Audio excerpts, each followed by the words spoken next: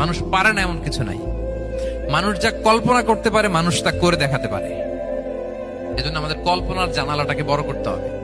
I repeat, মানুষ যা কল্পনা করতে পারে, ইমাজিন করতে পারে, সেটা মানুষ করে দেখাতে পারে। ওই ক্যাপাসিটি দিয়ে আল্লাহ তাআলা মানুষকে তৈরি করেছেন। সুবহানাল্লাহ, সুবহানাল্লাহ। লাকাদ খালাকনাল ইনসানা ফি আহসানি তাকওয়িম। এই ব্রেনকে খাটিয়ে মানুষের কত ইনভেনশন, কত ডিসকভারি, মানুষ সভ্যতার পর সভ্যতা বিনির্মাণ করেছে।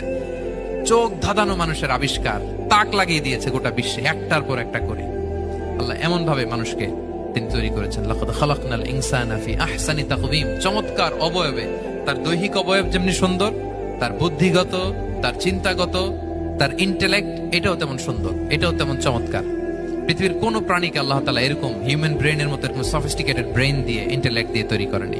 এজন্য সব প্রাণী থেকে মানুষ আলাদা। সব প্রাণী থেকে মানুষের চিন্তা, বিবেক, বুদ্ধি এগুলো আলাদা।